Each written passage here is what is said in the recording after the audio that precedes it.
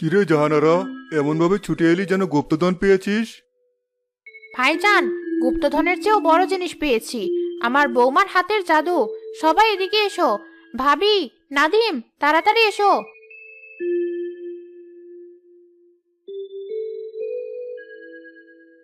এটা কি? এটা তো লাউয়ের তরকারি নয়। দেখতে তো অনেকটা বিরিয়ানির মতো লাগছে। সাদিয়া কি লাউ ভাত দিয়ে বিরিয়ানি রেঁধেছে? আরে না, এটাই তো সেই লাউ। তবে সাধারণ লাউ নয়, এর নাম লাউ বিরিয়ানি। আমার বৌমার নিজের রেসিপি। নে ভাইজান, তুই আগে মুখে দিয়ে দেখ। আমি ওসব যাতা খাবো না। লাউ মানে আমার কাছে বিষ।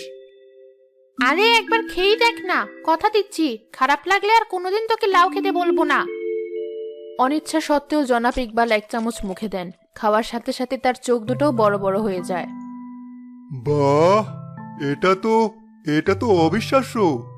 লাউয়ের মিষ্টি একটা ভাব আছে, সাথে বিরিয়ানির মশলার স্বাদ, আর চিংড়িগুলো গলে গিয়ে পুরোটার সাথে মিশে একটা অসাধারণ ফ্লেভার তৈরি করেছে।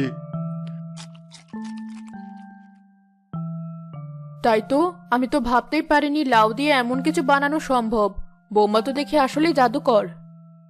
সাদিয়া, তুমি এটা কিভাবে করলে? এটা তো ঢাকার সেরা রেস্টুরেন্টের বিরিয়ানিকেও হার মানাবে। শুনে রাখো সবাই, একটা জরুরি ঘোষণা আছে। আগামী শুক্রবার থেকে আমাদের বাড়িতে খাসির মাংসের বিরিয়ানি রান্না বন্ধ। কেন? কারণ এখন থেকে প্রতি শুক্রবারে সাদিয়া আমাদের সবাইকে লাউ বিরিয়ানি রান্না করে খাওয়াবে।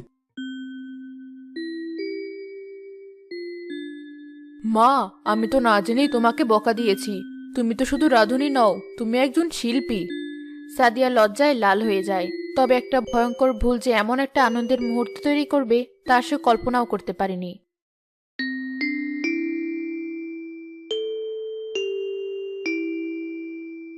কি ব্যাপার, দিনে তো বেশ নাম কামিয়ে ফেললে, লাউ বিরিয়ানির আবিষ্কারক। আমার তো ভয়ে আত্মা শুকিয়ে গিয়েছিল। কিন্তু আমি তো সব জানি। কি? কি জানো তুমি?